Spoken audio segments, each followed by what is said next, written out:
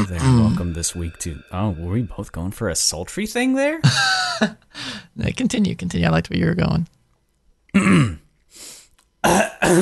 Yeah, clear that throat. Yeah. Get close to the mic. Hello, and welcome to this week's episode of the Dungeon Crawl. He's Ryan. He's Braxton. Then this week, we're going to be talking about... Slow down. Hold on. You thought I was going to spoil it, didn't you? Oh. Bet Ryan was sweating. He's like, we're just going straight into this? No. I was sweating. Yeah, I got pools of sweat all over the floor now. I'll Well, have to clean that up. You'll see why I've done that. But this week, Ryan, things are getting better around the world, and that's dandy Things do, are getting better. isn't it? Like A lot better. I'm hearing about my okay, some people out there might be a little.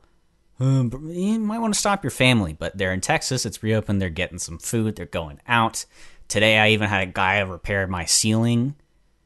Yeah. How it's weird. exciting! It feels like, I don't know if it's like, is it safe? When do I know it's safe to go out? Is it safe now? Do I know? I don't know.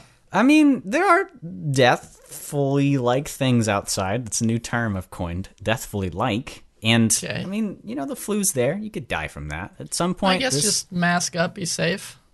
this virus will always be here. I mean, Fun. until you get a vaccine in you and you know it works, you're not going to be quote-unquote safe, but just wash your hands. Even in light of that, we're having our session coming up. Yeah, we're Finally. I get to be a DM again. Yeah. I It finally feels get to be weird, man. carrying again. I'm super excited for it. I miss it. I'm out of practice, man. I've not DM'd for months. For me right now, like playing carrion is like I've had a video game that I've really wanted to play. I can't. And it's coming up again. Like I'm really invested in the story. And like right before the climax, so we're having a battle with like, how do we get back into this as heated as it was? 'Cause Yeah. we just like finished a big fight. You just found your memory card. Yeah. Oh man. We've talked about that before, but bringing your like Xbox 360 hard drive to a friend's house because I've got the better save. That's good stuff. But this week also, you saw I sent you a picture. I moved my desk a little bit. Not a huge You did. change. Like You loomed up your keyboard. I got a new mechanical keyboard. That's one of the things in this world that is so niche and nerdy that a lot of people don't even know it exists. I'm like, yeah, I just got a new keyboard. I built it. They're like, Yeah, I made it myself. you what? I'm like, yeah, No big deal. no big deal. So I haven't lubed the switches yet. I just lubed the terrible keys that have stabilizers on them. So it's really nice. It feels super buttery. It's a nice thonk. That's the fancy word in the keyboard community for the desirable sound that a keyboard makes once you've got it perfect. Is that really? Yeah, the thonk. The thonk. Thonk. It's a good thonky noise. I don't even know if I can get it in here. That Hold on. sounds so stupid. Hold on. I don't. You know what? I don't want to stop Audacity. Let me click out of it. Let me see here. Oh, I hear that thonk. That's a pretty It's a good thonk. sounding thonk, man. It's a thonk, man. It depends on the how you make it, how you introduce it into the world. Kind of makes it work out. So Here. you're And then the- even like my mic, I've got it hanging over me right now, looming ever present. Yeah. Kind of like a villain. Kind of like a villain.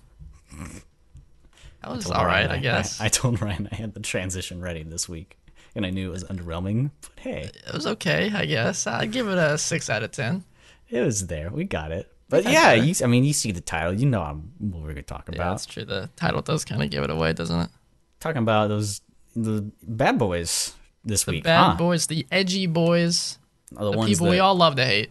every bard wants to get with. Every paladin wants to murder. Yeah, we just got some new information about a certain villain that will... Yeah, apparently in my significant other's D&D campaign that she had a while ago, Excuse JD me? is very upset about this, as am I. Apparently, one of the players fucked Strahd. Now, we're like, hold on, wait. Yeah, hold the phone. His Greatness Strahd, one of the best villains ever written in D&D, was fucked by a player? We're like, no, he would not do that.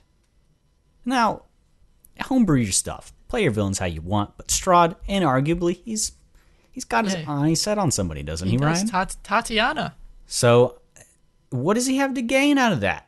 Nothing. Nothing. He's just screwing. Yeah. I don't know. Unbelievable. I don't think Strahd would do it. She was like, he definitely got something out of it and called him a power couple. So maybe it just worked. Maybe it works in that game. Maybe it works. Maybe it's not the Strahd. Like, for example, my game, it wasn't Strahd. It was, kind of a amalgamation of a couple other stuff. Yeah. You changed some things, and that's okay. But the big point here going in is we're going to talk about, what are we going to talk about? You tell them. Well, we're going to talk about two separate sections, two specific things when it comes to making a villain. First, you want to write the villain well. You want to make it believable in your world. Easy. And then, sure, that's the easy part. Then you got the boss encounter, when the party finally corners this villain, usually in their lair, not all the time, but oftentimes in their lair, and the brawl happens. You want to make sure that's worthwhile. You don't want it to be lackluster, else there's no point to the first part of the whole podcast. Yeah. It's like you got a balloon and you're fizzling all the air out and it's going, and it just kind of stops in the end. Yeah, you don't want the players afterwards. You don't want the players afterwards to be like, that was it? Mm-hmm. Okay. Especially if you've been building up this boss fight for months and months and months, and then that's it. Sometimes the DM themselves gets cornered by people graduating college and they have to rush the last session. Still worked, though. I didn't think we were going to kill him. I had to cut out a whole section I had prepared. I was like, all right, we just got to speed it along here. But, what would you consider Strahd? Would you consider him like the big bad or a big bad? Well, he's the big bad of the Curse of Strahd, of Ravenloft. He is the big bad. Because once you kill him, Ravenloft is gone. Damn. Because it's his own demi-plane. I remember that. Yeah, we were stuck there. I was like, why can't we buy anything, Ryan? Because there's nothing around. We couldn't go to magic shops ever. That's a big part of what makes Ravenloft so tough and scary, is that you don't have every resource in the book. You don't have a bunch of health potions. You got to make do with what you got. That's just lazy. I don't want to put shops. I don't want to think about prices. And also, the Curse of Strahd itself is railroad proof. It is railroady because it prevents the players from leaving. If they try to leave, they walk into the forest and come right back out in Barovia. So what if we just never went? Well, then that's a very boring D&D game because you just walk around the forest forever, nothing happens. Dang. Good DM would have other things happen. No. I mean, they'd have encounters, but that's better. For, my thought, and you can correct me if I'm wrong, but generally there are tiers of villain, in terms of how long the campaign's been going on, when they show up, where they stand in the power scales. Like, frickin' Naruto, you could fight Zabuza, on the frickin' bridge with, I don't even remember the other guy's name. Ugh, man. But the one with the needles and the mirrors. You know what I'm talking about. You've seen Naruto. Uh-huh. Okay, but you've got Zabuza. You compare that to, Madara or Kaguya. Sounds like the same name to me. Man. No, they're different. So, I mean, for you, when you're making villains, do you think about that? Well, okay. I think I understand where you're going with it. I think there are characteristics that work for all villains. When you're making a villain, you want to keep these characteristics in mind. But you are correct where if you're making a D&D campaign, hell, if you're even writing a book or something, a multi-series book, you're going to want to have multiple different things, not necessarily, they don't have to be villains, but some sort of bad thing that will be happening and will kind of progress the players through the different tiers. You want to start small, obviously, and as the players get higher level and start working out different stuff, the villains and the stakes will continue to get higher, which is what makes level 20 D&D tough. Yeah. You don't want to have a level 20 villain right off the bat. Well, you could. You could. At least in the background. Yes, which is why I did the transition of ever-present. I've always loved as a player, and this is why Strahd, we're going to say that a lot, is one of my favorites because he pokes his head around you. He is there from the beginning. You know or you don't, but he's there. Right there. He makes his presence known quite a lot. So as a player, seeing that guy, it makes me really want to, really want to destroy him. I know him. Well, I'm basically his best friend. Going on with Strahd, I think as a villain, I'm kind of jumping ahead here in the characteristics here, but since we're bringing him up and talking about him, There's a certain scene in Curse of Strahd, which was one of my favorite moments as a DM. The dinner. Yes, the dinner scene is immaculate because to help create this villainous atmosphere of Strahd or of your villain, you want to try to create opportunities where the players and the villain can interact without combat taking place, without even the possibility of combat taking place. Think the Adventures Unbalanced arc. I'm not going to spoil anything, but the main villain in that communicates with one of the main characters in non-combat. It makes it so much more human. Yeah, whether it's a way to make it not. personal, a way for the players to interact with this villain and to A, kind of understand their motives a little bit better, and B, just to piss them off. You can really play with the players. You want to play with them a lot. Well, something always so crazy too is you can make a villain. Like when I'm playing a game and I hear so much about the accolades or the infamy that this person has, and they become a myth at some point, that if I've been fighting their minions and whatnot, in my mind, I'm like, okay, I see this guy. I'm shooting him in the face. I'm with an fucking Eldritch him Blast. up. Yeah, right. He's dead. And then he comes to you and he's like, we're not fighting. And he stops Let's you and you talk. can't fight. He's like, let's talk. And you sit down and you're like, can we? Is this allowed? Can we do this? Now, sure, Curse of Strahd takes it a little bit farther, but if you attack that guy, he's not really there. That's just a mirror image. That's a fake What? Strahd. So if you already attack him, nothing actually happens. Again, a little bit kind of railroading the interaction, but that's a smart maneuver because that way the players can't ruin this specific moment. Ways like that, I think balls and feasts are fantastic. In my game, there are quote unquote villains that the players aren't entirely sure exactly where these guys align up. They're these individuals. I feel like you just said balls and feces. Oh, I'm sorry. No, but... feasts. balls and feasts. feasts. Yeah, You've done that feasts. before in our current Yeah, campaign. there's a certain family in my game that the players aren't sure exactly where they align, but they know they're probably not the best of people, and they met at a feast unknowingly. They didn't know they're going to be there until later, and had a conversation. It was a little tense, and I can't believe I never brought up Strahd. they knew about each other. Damn. Somebody missed it. Damn. Vampires. It's always freaking vampires. Well, vampires like having that. They're a little bit more classy. Eh, You don't There. think so? they're overdone. They're sexy. Okay. Now we know where Ryan's kinks lie. Yeah, I like getting Yeah. my blood sucked out. Oh boy. Maybe Strahd isn't your villain. No, Should be Strahd's in- my what's man. what's that thing? Dream Daddy? What's that game? Dream Daddy Simulator? Yeah, That one. Put Strahd in there. that'd be nice. Isn't there Yeah, a vampire okay. in that game? I should ask Kenneth. I don't Speaking of know. Kenneth, I I was haven't talking played to it. him about this beforehand. About villains Yeah. and what to do. So, when you've started as a DM, and I was posing this question earlier to somebody else, where do you typically start? At what point do you say, okay, I need a villain for this? There's stuff happening here, but I need a source? I like to what's the work conception? backwards.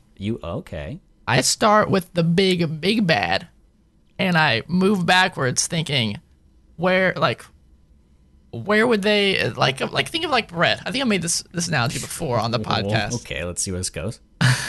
Think of it like bread, okay? Maybe I made this off cast. We're putting the bread in the oven right now. The bread is no. The bread's just sitting there. The bread's finished. You could eat the bread right now. Oh. Okay, the bread's Okay. there. Why That's would the I end. not just eat it now? You could. That's not the point.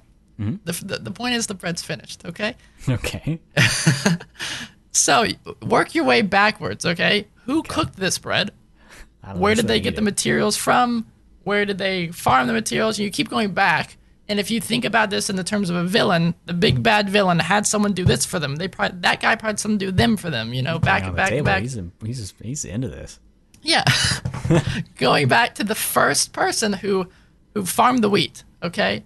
Thinking Wheat. about it from the player's perspective, this would be like the level 1, level 2, level 3 villain. This is the guy who's just slowly starting stuff and putting pawns into position, just doing grunt work. But if the players were to follow that guy far enough, they would trace it back to the big bad. That's where I like to start, with the biggest, big, bad, scary dude, and think about it conceptually. Where would it go? So I think if you do it that way, it kind of helps your players, or even just the story in general have a really clear structure. Because makes from what I've sense. seen of your writing, I've heard things about big bads that happened ages ago that feel like it doesn't concern me at all. Right. But as we've learned by playing in your game, we found out that everything's connected. Yeah, things are in motion.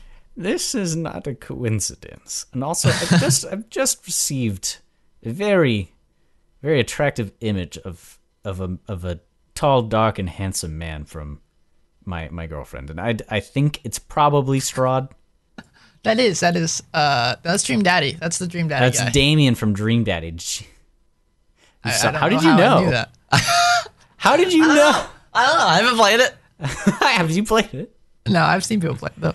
Damn, that's some Strahd looking motherfucker. Right? I guess he's a vampire. I don't know. He's definitely vampire vibes. But, maybe he's not your biggest bad. There are other ways, though. For example, you don't need to just have a straight line of villains like that. I have those guys in my game, as well as other villains that I like to tie into the players' backstories. And sometimes those are, connected to the big bad villain stuff going on. But you want to make it personal. You want to play with the players, utilize their backstories, build up the villains that they've already given to you. Right there for me right now, and I just many of your players' backstories, if they are big into role playing, they will have created these villains in there, possibly without even knowing, and grab that and flesh it out, make it this big villain, and then pull it into the game and make them really hate this guy. You want to make it personal. I still don't know what you've decided to do with my brother, whether he's going to be bad or normal or both, but secretly bad. I'm so cute. Nah. See, he's fucking with me. He's written this thing. I don't know who the villain is. He's going all Lovecraftian on my butt. Feel free to take inspiration from other steal from everything. authors. Do whatever you want. Create like a sort of here's the advice that Kenneth gave me, because he's a great DM as well. And as a person who plays in more things, he was. You've met him before. We talked on the Shadowfell episode. Cool guy. Go check that one out. But he was saying, give your villain a theme, and I thought that's really good. I can feel a lot of strong themes in what Ryan's written for us in his games. So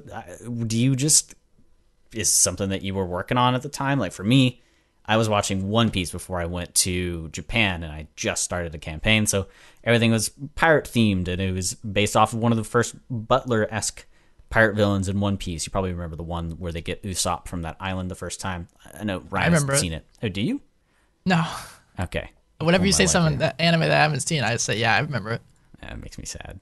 But my girlfriend's big into anime, so she's gonna get me to watch a lot of stuff. Okay, so what do you do when you have inspiration? Do you go straight into it, or do you like retain yourself to maintain the continuity of the world?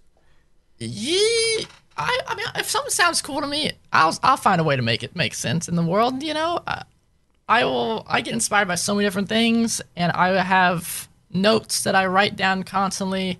And sometimes those notes never get used. Sometimes they get used months later. For example, when we first started this campaign years ago, my world was like a tiny little continent.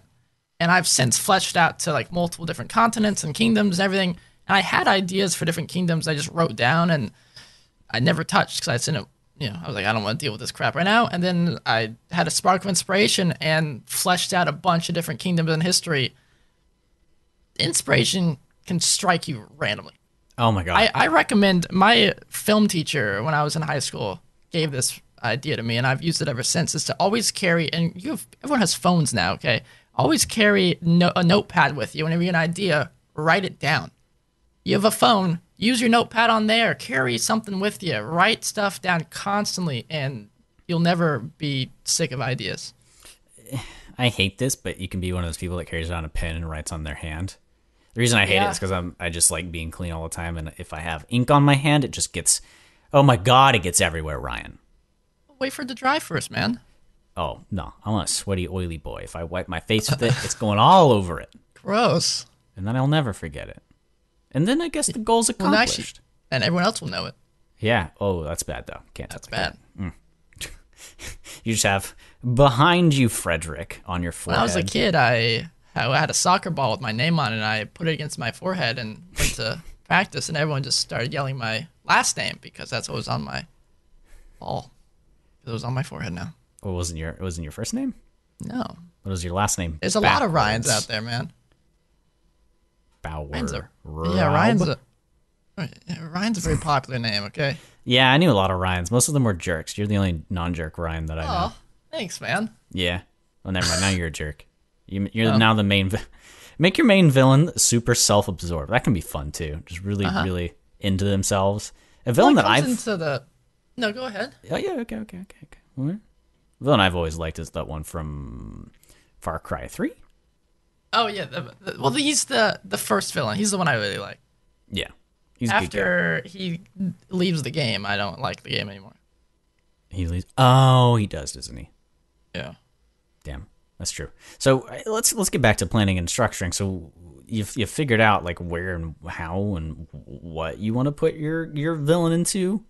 Because for me, I run a lot of improv in my game, so I have actions that happen, and I'm like, okay, what caused this? So I kind of do it reverse to what Ryan said. So I do straightforward.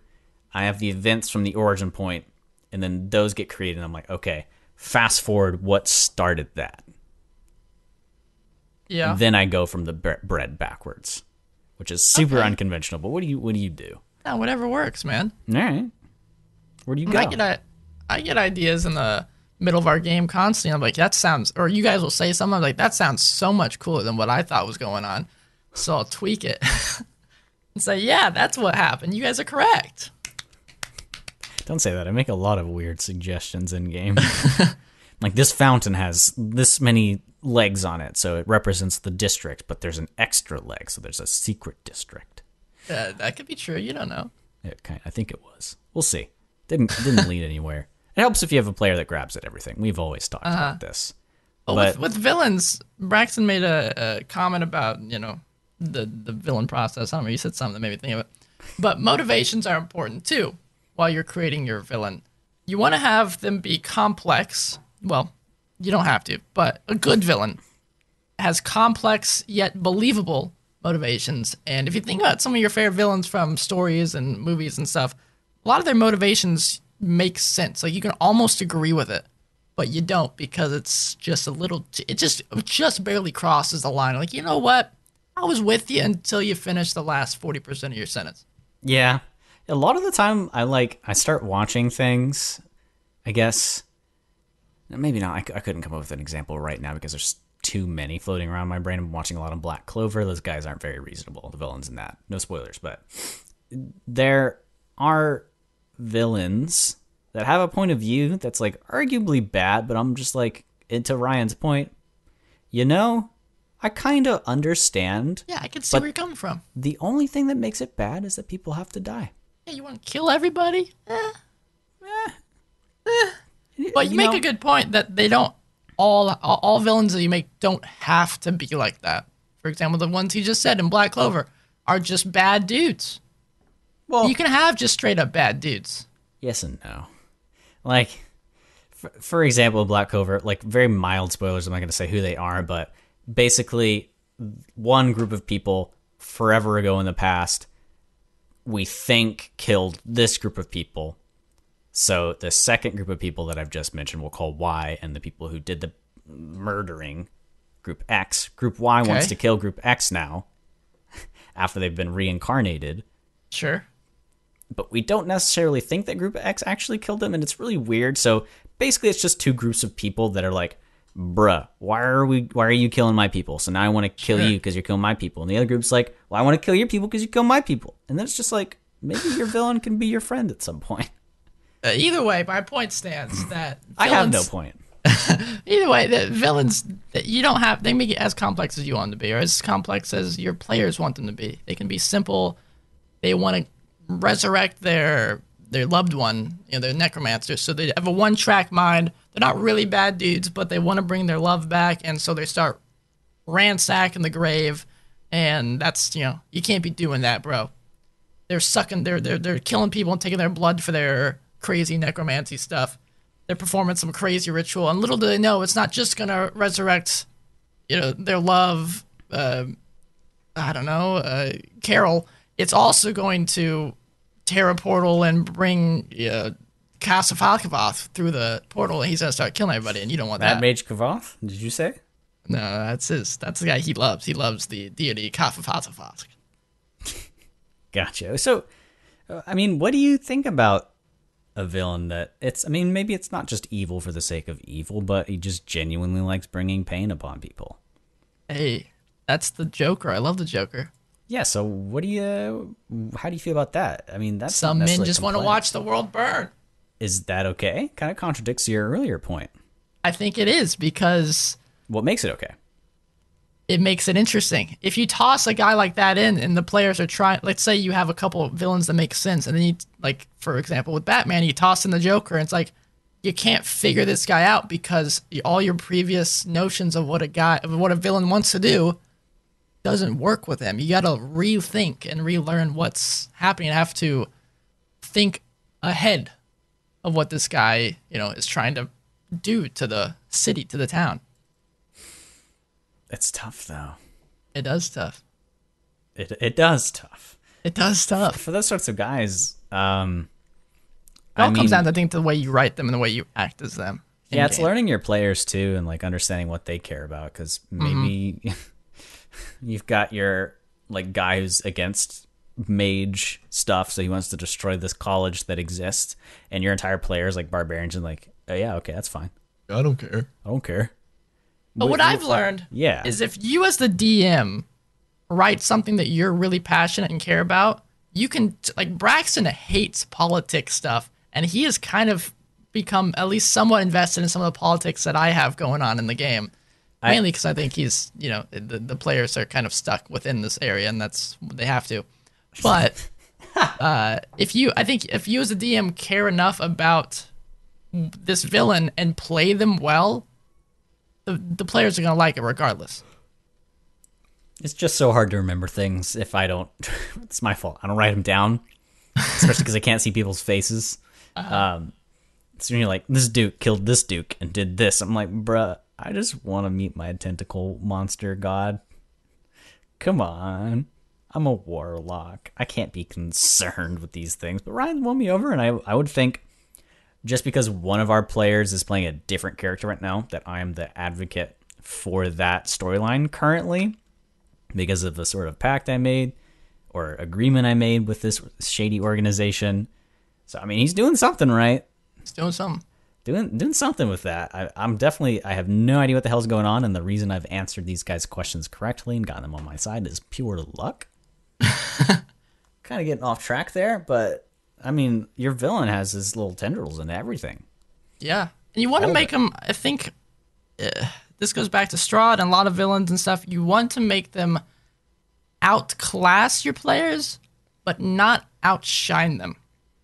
Make them interesting and challenging, but don't have them be overpowering enough that it's taking the spotlight away from what the players can do. So, give me an example of that. Just like a powerful spell that can kill them instantly? Well, that exists. That could be fun to play with, yeah. Okay, come on. My point being, with outclass but not outshine, is if the party is, you want to make it a tough encounter. And this is kind of getting to encounters. We're going to take a short intermission in between, but you want to make the encounter tough enough that it's not just, a pack of goblins. You're fighting the goblin lord. It's going to be a little bit more, a little more oomph, a little more fight happening here. So give them some things that are tough, but not enough that it is shining away from the cool things that the players are doing. Like, you don't want some crazy cool ability that completely detracts everything, like make him immune to everything the players could possibly do. That's just overpowering and not fun. My main villain is the counterspell villain, and he has 82 uses unlimited of counterspell. counterspells. Yeah. That'd be big suck. Big terrible. Big no fun at all. But, I mean, you mentioned that we're going to break this up into two parts, so what would you consider this first part here? This is writing a villain, just creating them and dropping into your game. So, I mean, you've mentioned some typical pitfalls of things not to do, but are there any, like, big no-nos that you can think about? I mean, there's a few. There's a lot of no-nos. Mainly write to your players as well as write to yourself. You don't want to do one of each or one of either, because then either you're not interested or they're not interested. Yeah. You don't want to, if you want to make a recurring villain, you don't want to railroad their escape every time. If the party refutes their escape, let them kill the villain. Sure, it ruins some of your plans, but it's, you don't want to say they gotta How they gotta natural that is, though. I mean, if you're that invested in the villain that you want them to survive that bad, yeah, make it tough. But if it happens, dude, that's just as surprising for the villain. Mm-hmm. It's crazy. You don't want to play against the players either. You want to play with the players. It's not about you against them. It's about creating a cool story and villain and event together. And that I'll bring that up again with the encounter stuff. You don't want to make it ridiculously hard and just kill everybody. That's not what it's about. Yeah, I'll probably have to having fun. Worry about that because I play single player games mostly for my role playing game experiences. So a lot of the NPCs or villains that I end up playing as or will end up playing as, I think, yeah, they're going to be my main character technically. So, yes. So I think I'll have to worry about that a lot. But as a player, I think it's a lot of that railroadiness that makes a villain feel gross to me. Like if you're wanting to hear about a player's perspective, like Strahd can be that way, but if you're writing it well enough, you'll, again, like I've always said, give your players the power to prevent stuff. And if they've gotten in this situation, hopefully they can trace their steps back and find out the moment where they fucked up and got into this position. Yeah, a lot of Strahd's being able to escape is just because he's so much more powerful than when he fights the players. We almost killed him once. That's what you think. But he's a vampire. He just goes back to his player. That's what you think. That's true. God damn it. He just turns into mist and disappears. Yeah. That's Unless you guys have, light daylight spells and water and all that jazz. We had a nice sword. Or a steak. I mean, the wooden steak, not like meat. I don't even know if either the wooden steak or the garlic isn't a real thing in something. I mean, it's all fake, quote unquote. Sorry for people that believe in vampires out there. You just alienated the whole 10% of the audience. We just lost our entire podcast viewers. They're all vampires. We lost everyone in Transylvania. Oh man, so terrible. So you want to do your news section here, huh? You guys like news? Do you like news? So I've been thinking, like, Ryan talks a lot, yeah? I can't get the guy to shut up, right? Can't get a word in edgewise here, Brax. So, I mean, this episode, I had a crazy week, my friends, let me tell you. But this isn't the Braxton news thing. We haven't talked about Unearthed Arcana in a while, and I'll have a nice little intro probably next. Yeah, listen. Those episodes do really well.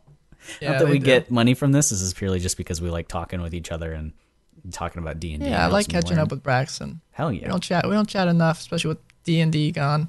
Yeah, but that's coming back. But, just to do a quick little break here because we thought it would be a good idea to have a segment between these two portions because the transition might be a little difficult. We talked last about that third set of subclasses with all that celestial stuff, but then they released first, it was that Psionic stuff that came out, and that's a whole big bunch of stuff to dive into. I think I'm going to dissect it even more next week. But just to give you an update, if you missed any Unearthed Arcana stuff, they had a large Psionic table come out, and some of the opinions around it was just, Wizards of the Coast, if you're going to have this come out and be half-baked, this is the quote-unquote Reddit opinion, just don't do it, you're ruining Psionics. Really? They don't think they put full force behind it? So I haven't looked at any of this stuff. You just made a really good pun. Did I? Full force? Psionic? I'm not following. Force. Oh, come on. Maybe I messed that up. You'll think it. This is the news section, not the joke section, Ryan. Calm down. But of course, I mean, it's playtest material, but people are seemingly wanting these psionics to be a whole class of their own rather than baking it into some of the other classes. Like for Warlock, they were kind of psionics already because you had the Great Old One where they could have the telepathy from that third level, I think it is, whenever they get their patron. And this was kind of more of that. That's fair, but I think making a whole new class is hard. It is hard, but wouldn't you be excited? I wasn't too excited about Artificer. Neither am I, but that's just not my play style. Sure, Yeah. but even still, that even is a new class. I just don't care that much. Okay. So, I mean, literally for this... It's like Hearthstone. Don't talk to me about Hearthstone. No, it's not like Hearthstone. It's not like Well, Hearthstone. I just because they added a new class. That's what and it had a mediocre response to it. Well, they brought back in... So, the title of it is literally Psionic Options Revisited. Yeah. So it even encompasses that whole feeling of, we're coming back to this. So they did the soul knife that we talked about, the kind of memer knife dude that goes invisible and says no you and stabs you with his crazy strong knife. Yeah. That's part of this psionic thing. They have this whole intro about psi in 5th edition, saying that psionic creatures, giving them a definition. They came out, and they've been kind of here and there, creatures and abilities, since 2014. But there haven't really been any sort of clear monsters or NPCs with psionic numbers in 5th edition books. There haven't been too much. Follow's Guide added a bit of it. Mordekainen's, which you love, Out of the Abyss, Guildmasters, I do, Guide yeah. to Ravnica, because Magic the Gathering, as you know, has a boatload of that stuff. Eberron, of course, as well. So they kept experimenting in 2017 with an unofficial class that was the Mystic, focused on psionic stuff, but they never really brought it out. Never got anywhere. They said it was a little wonky, that sometimes it was too strong, sometimes it was not enough. And they just felt like in 2019 and 2020, they're liking providing options, spells, feats, subclasses. So this is what this is when you get to go read through it. It's That's what adding Honor a good Arcana bit. is all about. Yeah, it's supplementation. And I mean, if you're excited, let me give you a little rundown here. Psi Knight, Awaken Psionic Power Within is the tagline for that. It's a fighter who augments their physical might with psi-infused weapon strikes, telekinesis. So that can be really interesting for you fighters who are wanting to control stuff on the battlefield. Sure. Rogue had that soul knife again. So I if I'm correct, this is the same Same ones. same one that we talked about before, the soul blades. And then you keep going down, and I think they added a sorcerer one, which is really interesting to me, because I feel like sorcerer should have just had this right away. Okay. So the tagline for this is one day a light blaze forth within you, like how a lot of sorcerers, they just get their font of magic. And I think there's a lot of cool stuff that you can do with this. They have psionic origins for you to look at, ways you can weave it into Eberron or other things that are written here. And they give everybody a good bit of spells that they can work with and abilities. But you've even got psionic talent options here. Psionic Discovery, unlocking the ability to cast a mind-oriented sorcerer spell you don't already know, which is really cool after meditating for 10 minutes. Psychic Sorcery, you can cast a spell, you can use your mind to form it. Some cool stuff in there. Yeah, telepathic speech. You can form a telepathic connection between your mind and the mind of another, which is really fun for role-playing. So I'm trying to make this pretty versatile, I would say. That's why psionics are fun, because they give you a lot of options for communication with people. It's very flavorful. It still just makes me think all this psionic stuff that they got to be working towards something. They have right? to be, too, because the warlocks, like, I don't know if they gave them spells, and the warlocks aren't on this, which is really surprising to me, because I guess they already have a psionic subclass. True. If that makes Yeah, sense. but there's got to be something down the line that they're working to psionically. I mean, going like Baldur's Gate 3 being so Mind Flayer oriented. I wonder if they're going to tie something into that, or they're going to have some books come. I don't know. Maybe they're I'm culminating intrigued. it with Baldur's Gate. You're right there. Well, but if you're intrigued, my friends, then you'll find out in our news sections coming up what's coming up next for the old Wizard of the Coast. hells yeah, I'm gonna be browsing over the week and try to get this in the middle every time. Browse it for up. It us. doesn't even have to be straight Wizard of the Coast. Anything. Oh yeah, Any cool D&D I'm stuff. a nerd boy. Maybe shout out some artists, stuff like that. But Shout outs, maybe For- some DM's Guild stuff. I find anything I can send your way. Ryan, unfortunately, I got to bring this back to warlocks. Boo. So a lot of the options they bring here, so they add new feats. And these are segmented abilities that seemingly are brought from other subclasses. Key example, telepathic. Prerequisite is the psionic talent feature for a wild talent feat, blah, blah, blah. You awaken with the ability to mentally connect with others. You get the following benefits. Increase your wisdom or charisma by 1.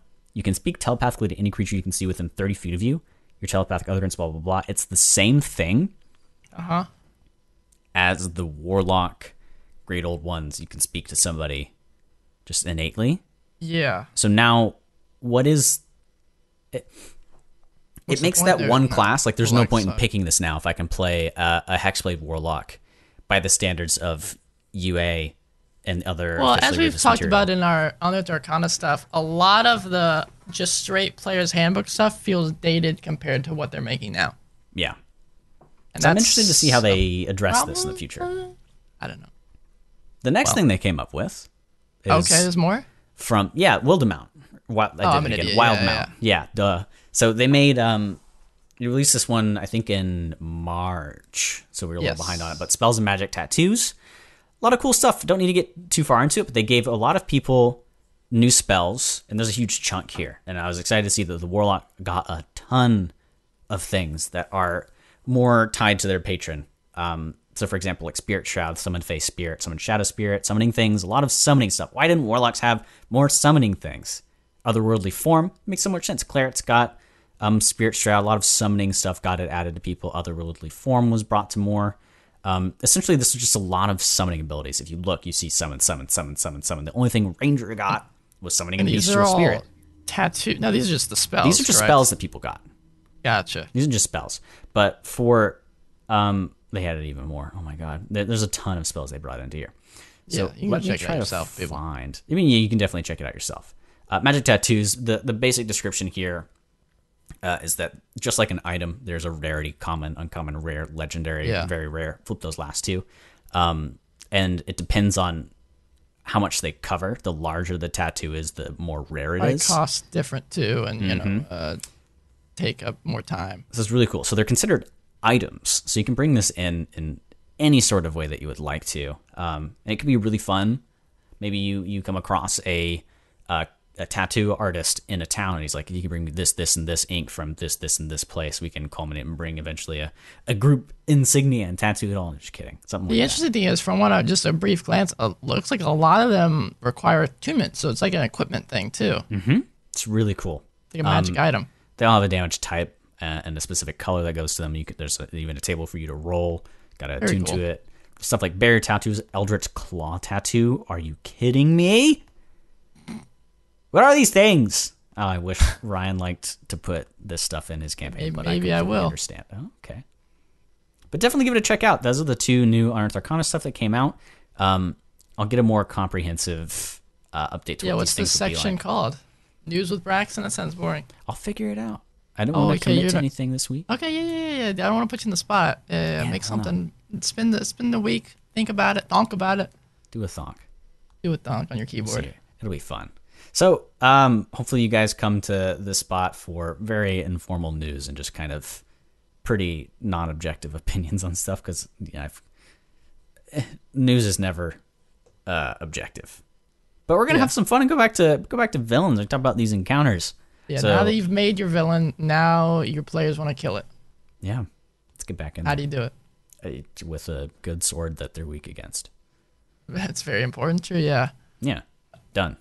Okay, so I got a couple things here that makes the encounter, and a lot of this kind of goes back to the previous podcast, how to make combat more interesting. So these two podcasts do very much tie in together.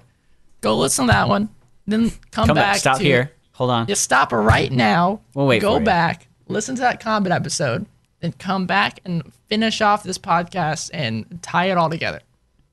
You done? I'm done. You come back? That's it. Did you listen? I listened. Yeah, they listened. I've already listened to it. It's great. Good. Okay, let's continue. Now you're done. How do we make these combats? From what you've learned? Apply that. Yeah, now you've learned that. How do you make it a boss encounter? I would think you get. Oh fuck! Don't think. No, yeah, don't think. Actually, that's important. Do think. About what? Think about the location. You want an environment that fits the enemy, and you want to make it interactable. Okay. You want something going on. You want to, let's say there's a ritual happening. Let's bring that necromancer back. Okay, they're making a ritual. It's gonna bring I don't remember whatever the stupid guy that I named earlier. I can't say that again. So the party has to deal with ending the ritual as well as fighting the boss, and maybe there's already things crawling out of the portal. So they're dealing with these little minions that are crawling about as well. This is making it dynamic. You can either decide to focus on the villain or focus on the ritual. If they do one or the other, then bad stuff is going to start happening. They could have done more with this, but there's a lot of the Daedric princes in Skyrim that do this somewhat well. The one that I usually think about is Hircine. Do you remember that one at all? The God of the Hunt, or the Daedric one of the Hunt? I think. Sounds vaguely familiar. If I'm correct, there's a guy in a prison that has been imprisoned blah, blah, blah, for being a werewolf or eating people or something like that. Yes, I did know what you're talking about. He eventually tricks you to take the ring and put it on, which locks it onto you, and you need to go. Sorry, Skyrim spoilers, but it's been long enough. It's been released like 10 times by now. If you haven't played it, you don't want to. I think it's Hearsay. And you eventually need to go hunt some spirits for a bit, and it kind of intrigues him, and you go to his cave. And this is his lair, and he's like jumping all over the place. You get in there, and he's like, oh, you gotta hunt the things that are in here. It's super scary. The atmosphere's freaky. You're super involved into it, and you're like, what the hell is going on? The Daedric princes do this usually very well in the Elder Scrolls games. And then you eventually get to fight him, and it's like, I'm in his place fighting him, and I'm badass right now. His domain. Killing him in his own place. He's throwing bears at me left and right. There are other hunters here who could not beat this guy, dying on the ground right now. It's an experience as a player. Let me tell you. It's fun. Especially in VR. Oh, yeah, I've been playing Skyrim VR, but let's not get into that. But like you're saying, you want to make it dynamic. If you're having this fight, make it dynamic. It's not a normal encounter. You're making the fight change. Whether it's the environment is changing, there's a sinkhole that is slowly pulling the players closer and closer towards it, or stalactites are falling. Okay, thank you. Stalactites are falling from the sky and could possibly hit the players. And we mentioned this with the combat one with Bloody, that with 4E, once they hit a certain amount of their hit points, the villain's abilities will start changing. They'll start doing certain. I mean, I just finished Kingdom Hearts. Almost every boss in that game, once you hit a certain threshold, or even Bloodborne, Dark Souls, whatever, most boss encounters in games, they hit a certain health count left, and they start doing powerful, more intense, crazy abilities that they did not have access to earlier. Would you ever write a villain that was going all out right away? If Once they got to that encounter. If they're pressed up against the wall, yeah. What if that's all? If they're got nothing else to lose, sure, why not? I guess it's a rabbit hole, maybe for like super late level, like 20, and your players are just a challenge to anybody that comes up there. Like a villain that doesn't believe in going easy on anybody. Like it just goes all out immediately. But even still, I think that person will have certain things, like desperation moves, to just try to get out. It's like anime. You think they're as strong as they can be, and then they're down and out. My final form. This is the protagonist, but basically, protagonist goes, my friends, new spell, cast it, and the villain's like, Bakana, and you can't. And then they also. But with the power of friendship, we can do anything. They get like a second set of wings, and they can fire more feathers at the main character now. Kind of lame option, but something like that. Layer actions are cool. Well, yeah, like you're saying, layer actions, and it's okay. So I'll take a quick step back from layer actions. Yeah. Very short step. All right. Action economy. Do you know what that means? Explain it to me. I've taken a step back. All right, he's taking a step back. Action economy. So let's just layman's terms. You have 4 players in your party, okay, and you have 1 villain. Those players are taking 4, sometimes more actions a turn, depending on if they got haste, action, surge, yada yada. Who gives a shit? I'll take legendary action for 500. The villain has 1. So they're doing a bunch of actions. The villain has 1. Yeah, so legendary actions and layer actions help this action economy problem, but they do not fix it. No. They will help, but don't fix the problem. The it's problem like a being counterspell, man. Yeah, you need more. If you're gonna have 1 villain, you're dumb. Don't do that. You want to have minions. Well, that's just a good way to have your villain just get slaughtered.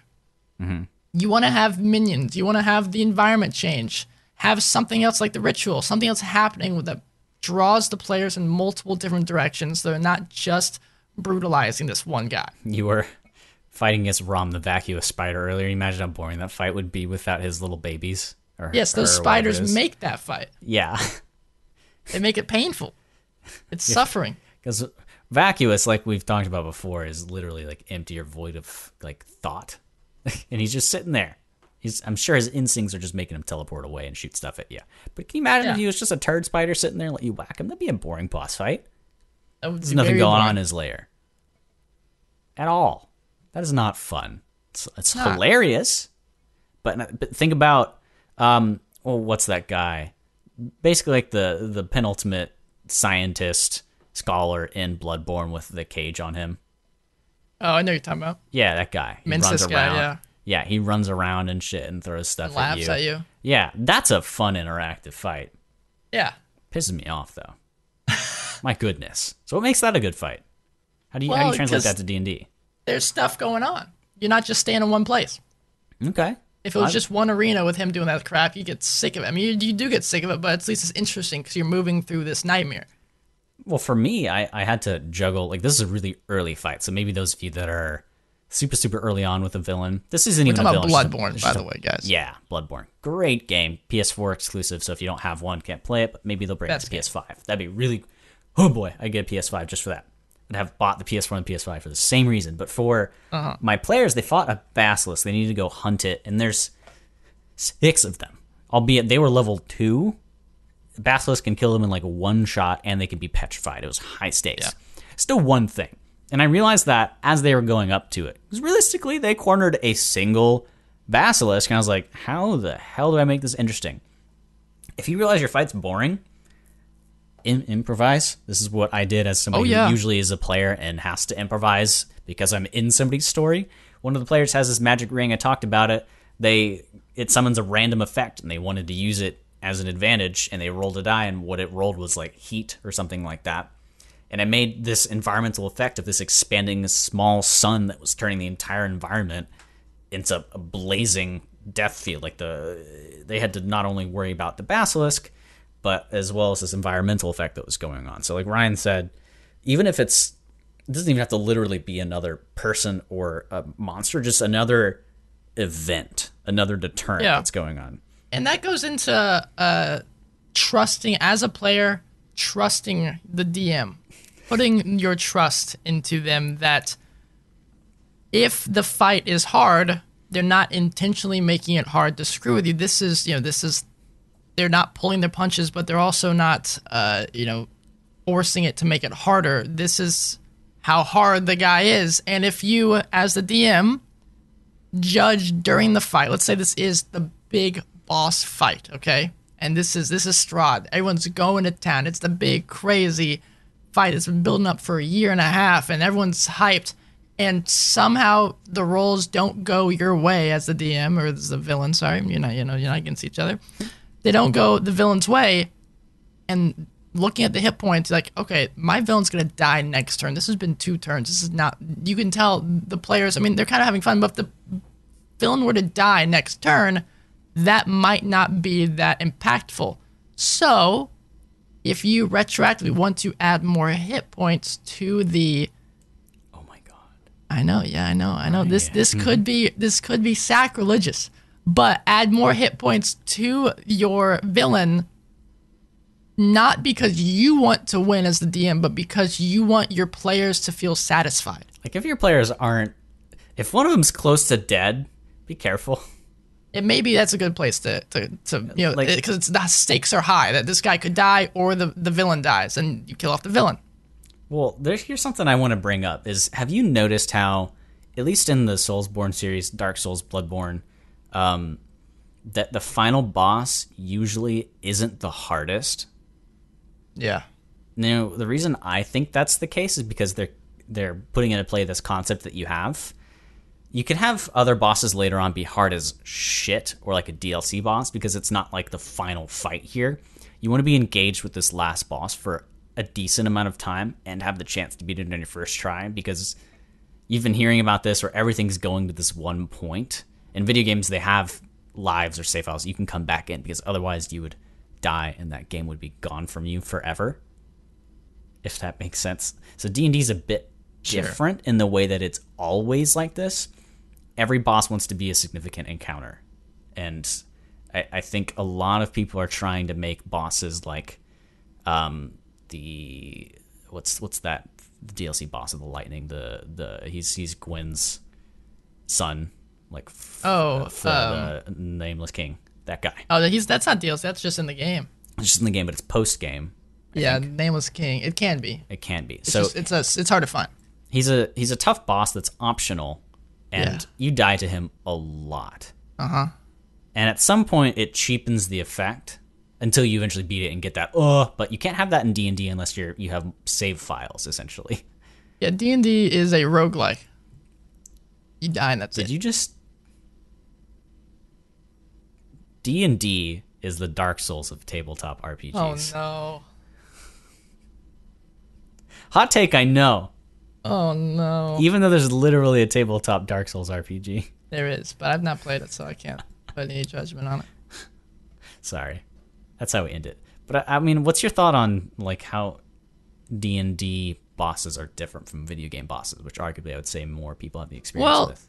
Okay, so talking about the big bad, like you were mentioning, in video games, I kind of think, except for Sekiro, the last boss in that is painful as all hell. But a lot of times the last boss, you want it to feel satisfying, but the player has come so far that you also want them to feel powerful, like they've come a distance. Yeah. In D&D, you want to crush them until there's nothing left of those players. You want to make it... You want them to struggle because otherwise this victory is going to be worthless.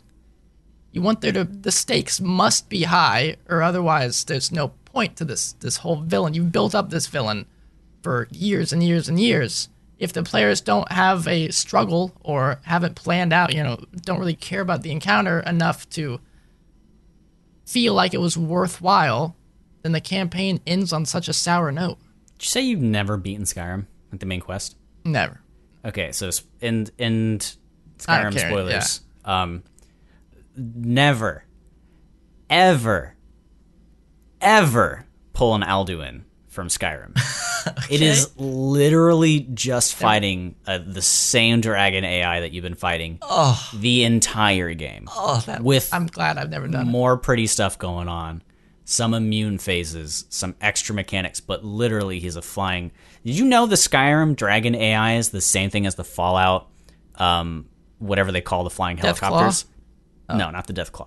The things that fly around in the air that the Brotherhood of Steel use. Oh, from Morrowind?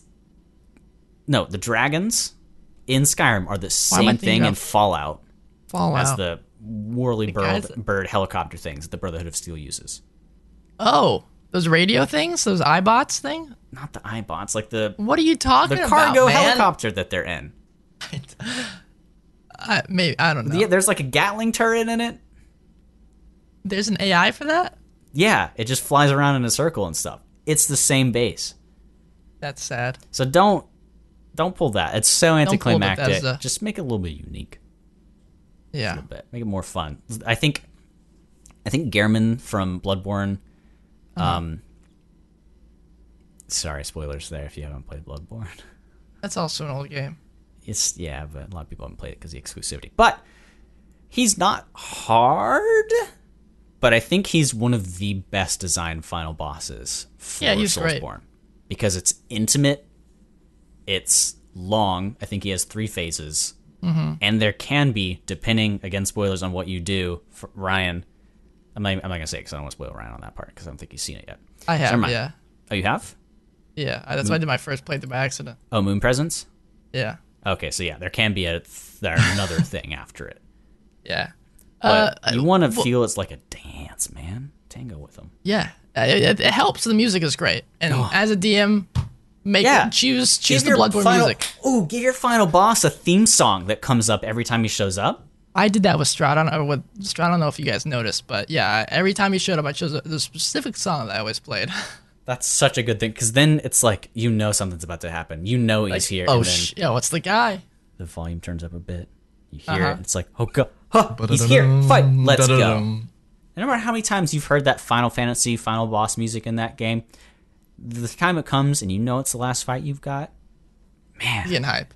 That anime pulls back the first opening during the final boss fight of this arc, even though there's like 6 different openings between this one and now.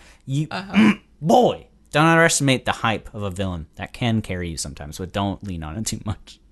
So you brought up a good point with Skyrim, and I feel myself pulling back and No. wanting to throw up once I said that. But with Alduin, you said there are resistances and stuff involved. Legendary resistances in your boss fights are extremely important. It basically means that one bad roll does not ruin the entire fight. And legendary resistance can be a player's worst nightmare to hear. He's gonna use one of his legendary resistance. He's all right.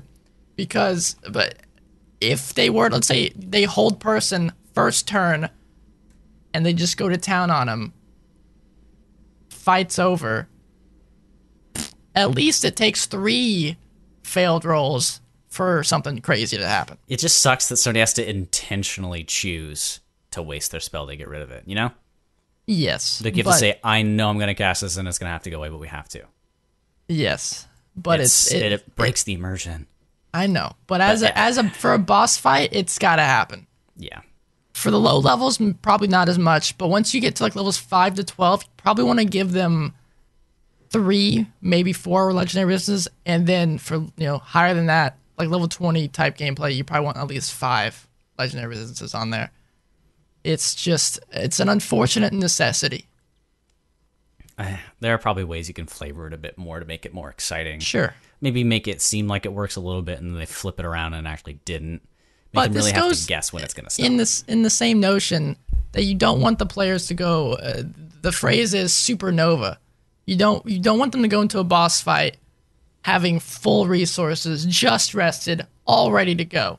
You want to. That's why the boss is usually at the end of a dungeon. You want to slowly pick at their resources and have them decide. Okay, we know there's probably gonna be a big scary dude behind that door, in a couple rooms, but should I use my 3rd level spell now, or should I hold off on it? Well, I'd say that's the big difference between a final boss and like an optional boss. So like in D&D, Right. You've got the guy at the end of your story arc. Yeah, you want that to be at the end of the dungeon to fight because it's more intense that way. But then you can make an insanely hard fight. They've been hearing about this dragon that's roosted, like, just in this cave, and if they want to be fully healed for it. See a lot of Kingdom Hearts fights, they take place in secluded areas where you fight Sephiroth in one spot. You can fully heal, get everything set up, and do that. Sure. Because then it's, like, max player versus max villain versus, like, story and player stress versus final villain. Sure, it's just I think it's tough to design a fight that with the full front of your entire party behind it. But maybe if you can accomplish it, then ooh boy. Yeah, if you're gonna pop a bullshit, it's great. Good stuff. The last thing I think we should take into notion, and kind of what we just mentioned too, is take into consideration what your players can do. This is yes and no metagaming, because it's not to take advantage of what they can't do or what let's they think can back do. to what I've learned. If your villain has been watching these guys over time, True. he knows what they can do. But I'm thinking more along the lines of, let's say you've planned this encounter of this dude. Let's bring the Necromancer back. Let's say he decides to fly around the battlefield, and he's going to raise up skeletons to attack the people and try to distract guys, whatever. If the entire party can fly, then your entire encounter for those skeletons is pointless, because the skeletons can't reach the players when they're flying. So you'd have to try to create another scenario, what this Necromancer can do to try to combat that. It's not necessarily metagaming, and again, it comes back to trusting the DM to make sure that they're not playing against the players, but they're making it an interesting encounter. And you don't want to do this with every fight, just with probably your boss fights. So for, like, let's say your players, if you're doing EXP, they leveled up just before the villain and he has this flying thing. And then at some point, somebody in-game, they strategize, what if we all took this spell and can fly, or I pick it up and we can all fly and combat that now. I think it would cheapen their strategic in-game thinking if you, like, altered it last second, if they knew he could fly and summon these people. Like, there's got to be, you should allow them, I think, to prepare in some way. Oh yeah, if they've learned what this guy can do, don't fight against it. But if you design this encounter and then think about, oh, I gave these guys all magical boots that allow them to fly. I didn't think about that. Let's make this encounter a little more. So this is my boss fight. I don't want to just Yeah, you can fall always over and change die. that. Let's make it a little more interesting. Maybe these skeletons can fly now or something. Just something that makes Or, it like, more fun. Destroy their boots in the fun. That'd be sucky, but you know. Oh, that's brutal. He's a nasty guy. So I guess Yeah. there's your villains. Don't do an Alduin. Don't make. Oh man. Oh. Okay. Last thing. This is where we're gonna leave That'd it. be good. This is where we're gonna leave villains. And this goes for a lot of stuff, but for villains and for your big boss guys, you want to plan their tactics ahead of time. Know what they would probably do turn 1, turn 2, turn 3. Let's say it's a dragon. He decides first turn, flies up, shoots a bunch of flame on the ground. Turn 2, flies down, tries to grab some with his claws and fly them up and drop them. Turn 3, comes back down and starts fighting, whatever. And of course, these things can and probably will change according to what the players do, but at least have a basic idea of what this creature or this villain will do when it's threatened. That way, when you're juggling this final big boss encounter and there's environments that are changing and all sorts of crazy stuff, you're at least able to move things along faster instead of deciding Well, another on thing the you want to fly do is take a look what's at that. going The on. monsters know what they're doing, or whatever that book title is. And if your big bad, Yeah, that's correct. The big bad. Apply this to him specifically. Definitely, he knows what he's doing. Yes. He's the villain. Oh, he knows. Even if you've got a big dumb the big brute for bad. a villain, he's not the dumbest guy. He got there for a reason.